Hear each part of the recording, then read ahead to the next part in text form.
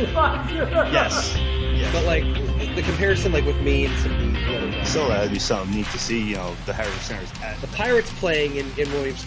Welcome back for a third here. Now, Jason brought up something interesting, and yeah, we need to have this for the third because this could be a really good discussion. Well, it ties into our first period too. Exactly. So the question is it the coach or the players that perceive to win games or championships? And that's a double-edged sword for me. Because some coaches, yeah, they may be good coaches and to give response, for the players to respond to, but the players have to respond to them. I think we gotta talk about the team that, the person who inspired this topic. And the original question that we're kind of riffing off of was it Phil Jackson or was it the players? And my thought is, no matter how good those Bulls teams were, I think if they didn't have Phil Jackson, they wouldn't have been as good. Because he seemed to be the person who could tie them all together. Whereas before Phil, it was the Michael Jordan show. But when Phil got there, he changed the locker room. It was still the Jordan show, but it was the Jordan and Pippen show. And then it became the Jordan, Pippen, Horace Grant, and Steve Kerr show. Like, he made them a team. His influence made them a team, not just an individual with people backing him up. Good coaches and managers do that. They can create a team by bringing them together somehow. Look at I'm drawing a blank here. Herb Brooks, 1980, U.S. hockey team. Yeah. Bunch of college kids who played on rivalry teams. And look what he did. That's a good example right there of players, is it the coach or is it the players? Right. And I think I don't think you can have one without the other. I don't think the players can do it solely just on their own, because at the end of the day, a coach or a manager provides guidance. Yeah. But even the best players can learn something from their coach or manager. Yeah, but the best player has to want to learn something. Because that's the thing. Because if you have players that are a very high caliber who, hey, I'm so-and-so, nobody's going to, no, I'm not going to listen to you. I'm just going to go play my game. I'm the best there is. You got to have that player who wants to learn more, not just, hey, I'm good. How do I become better? Well, I mean, you're always going to have high-priced talent who might be full of themselves. Yeah. But like, to me, the best example, and I'm a homer for saying this, it's the 08 Phils. And one thing, if you ever watched their reunion that they did during COVID on Zoom that aired on NBC Sports Philly, is they all kept repeating, we wanted to do it for Charlie. Yeah, we wanted to do it for ourselves, but we wanted to do it for Charlie Moore. That is something Chase Utley always says when he talks about 2008, is that the team wanted to do it for Charlie. If they have another manager, do you think they feel that same way? He connected with those guys and provided a spark for them that everyone benefited from on that team, from his guidance. Look at hockey with Scotty Bowman. He was a hell of a coach, even when he was with the Wings and all that. I mean, he's won himself how many Stanley Cups? Now I'm drawing a blank here. Well, I mean, football-wise, look at Mike Tomlin, how he was able to come in, fill Bill Cowher's shoes, and get that team united to succeed and win Super Bowls. Yeah. And then conversely, look at what was his name for the Cowboys? The redheaded guy. he couldn't do anything in Dallas, and he had Garrett? good players. Yes, Jason Garrett. He had talent in Dallas and couldn't do anything with them. Yeah. So talent alone isn't gonna win championships. I think it's the combination of talent and leadership from a coach or manager that makes the perfect situation to win a championship. Yeah. Scotty Bowman has 9 Stanley Cups. Okay. So he won 1, 2, 3. He out of 9 appearances with the Red Wings, he has 3 cups. 2 playoff appearances with the Penguins, he has 1. Let's see here. With Montreal, 8 appearances, 5 cups. So, you know yourself. Hockey's always that sport of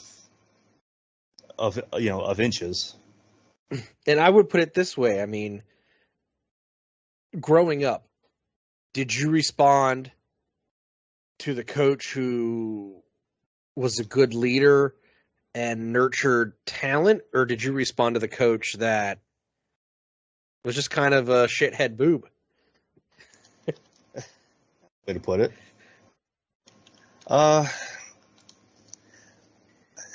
think that for me, it was the coach that pushed me the most. Because I was never a big player. I was never when I played Little League, I was never a home run hitter. I was never that. But let me ask you this. When you say push, do you mean put you in situations to make you a better player, or just constantly yelled at you until you became better, is how I would word it. I've had both ways. I remembered one time, how I remember this, I have no idea. I remember trying to steal second. I got picked. That happens. Yeah. And I thought it was, that the ball was back enough, I guess, to try it. And yeah, I got caught. And I remember standing out in the field and just getting yelled at by the coach, that the people in the stands could hear it. See, to me, that's not a coach. That's just an a-hole. Then I've had coaches to where, hey, nice try, you'll get them next time. Which for those coaches, yeah, you will respond to, because they're like, hey, listen, yeah, you got picked, okay, let's try it next. Next time you just got to pick your spot better. Yeah. You got to look at it this way. So I've had both. I've dealt with both sides of the coaches on that. I have too. Heck, my senior year of soccer, I had both, because we had the ranting, raving coach who got fired, and then we had the coach who's been with them since then and has taken them to districts and states, who was more of the kind of coach who nurtured talent, said, I know what you can do. Let's work on that and build from that. Whereas the other one was like, you guys suck. You're not going to amount to anything. I don't know why I'm doing this. You're living in the school illegally, so I wouldn't be saying too much to any of us. Right? I think good coaches push their players in a way that gets the most out of them in a positive form. There's one thing to push a player to become better. There's another player to push him to where he's like, I'm done. Well, I think when you and I keep using this term, but I think when you nurture talent, you're unlocking their potential. And that's really what a good coach does. It gets their potential out. You have to go find that player to want that. That's the thing, because some players might be there just because, okay, I just want to be part of a team and don't really want to do much. Some players want to go do it. Some players just want to go out and have fun with it. So, to Phil Jackson, Dennis Rodman had some of the best years of his career playing for Phil Jackson. And Rodman was always considered a great rebounder, but a head case. He was still a head case. He was still a great rebounder, but he played his best under Phil Jackson. Now, wouldn't you say that that's because Phil was a great coach and could unlock his potential? It could be a lot of things, yeah, and that could be a very big one right there too. And and then look at his success he had after the Bulls with the Lakers. I mean, to get Kobe and Shaq to play well together, and they couldn't stand each other off the court, I'd say might actually be the biggest indicator of how good of a coach he really was. Yeah, yeah. If you could make two players that hate each other the most and make them play well together, yeah, that's a good coach. I'd say that. And just in this discussion alone, we've covered coaches in each of the four big sports. So I think we're aware of what makes a good coach. I think, again, I go back to you have to have the talent and the coach to make it happen. Yeah. I mean, I found something from sportingnews.com of the top 50 coaches. Now, this covers between all the major sports and college even. And coming in at number 1, John Wooden, college basketball. 10 NCAA championships, 664 wins. That's a lot of wins. That's definitely a lot of wins. It was the UCLA is who he coached. Yep. So having 10 titles. 48 to 75. So Vince Lombardi is on this list at 105 wins, 5 championships. Now, the only person who I think flies in the face of this argument is Belichick. Yeah, that's because we saw his star player leave and go with win his tight end and do well away from him and his system. The first year. Hey, they made they were in a playoff spot this year. They tried. They were in contention. Let's not act like they weren't. They didn't go from first to worst. They were in contention. But no, in that case of Belichick, people always say, is it Belichick or is it Brady? Well, Brady just proved it, that it was him, because he went to Tampa and wins the Super Bowl. I think that, but I think genuinely that's the exception, not the rule. I think the rule is you have to have the combination. He's one of those rare players that did that, because there's some players that they leave and they've never seen anything again. I mean, let's be honest. Jordan came back and played for the Wizards and no one cared. And no one even talks about Jordan as a Wizard because it wasn't good. No one talks about Jordan playing baseball. If you watch Jordan Rides the Bus on ESPN Plus 30 for 30, the belief was had there wouldn't have been a strike, he was probably going to play in the majors. Just based on his work ethic alone. It's fun to make fun of it, but the truth is he was going to make it happen just based on you weren't going to outwork Jordan, no matter what the sport was. Well, he's one of those guys that his work ethic always showed on and off the court. He wanted to become the best, and he would do what it takes to become the best. Right. So whether or not you try to outdo him, good luck.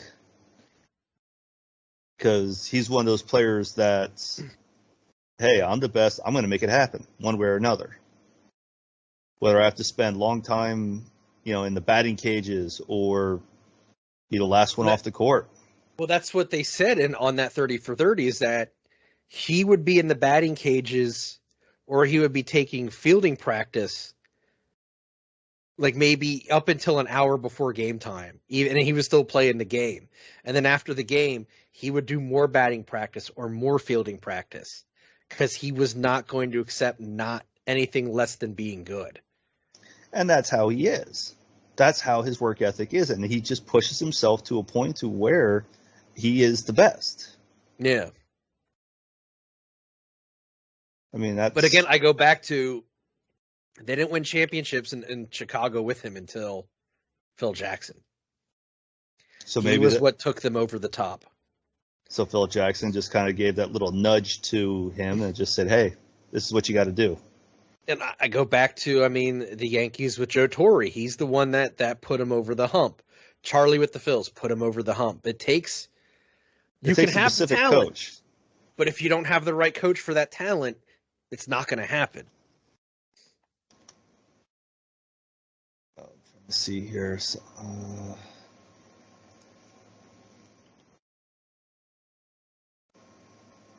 trying to remember who was the coach. Who's the coach of the Rangers in the 90s? An unlucky man. Pretty much.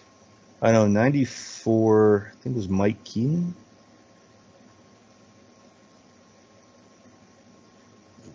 Yes, Mike Keane was the coach for 94.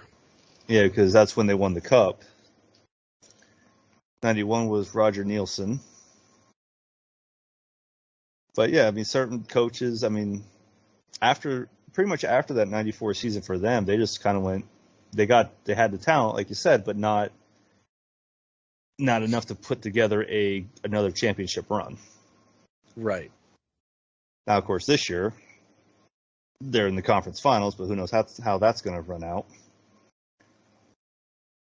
But yeah, no, yeah, I mean, yeah, it's a good conversation because who knows what certain coaches have it, certain coaches don't.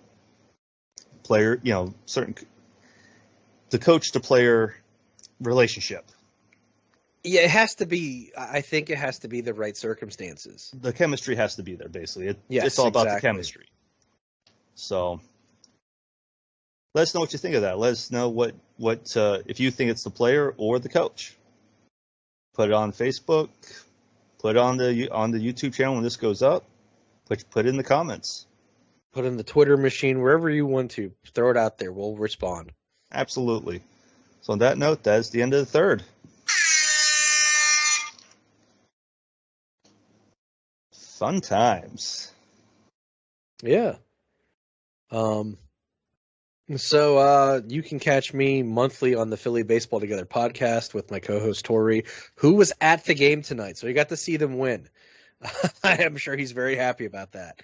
Every month we discuss the goings on with the Phils for the prior month, and you can listen to us either celebrate or complain about the team, depending on how the month goes. And you can find the Philly Baseball Together podcast wherever you get your podcasts at. The A Show is hosted by friend of the show, Matt, and his co-host, Chris.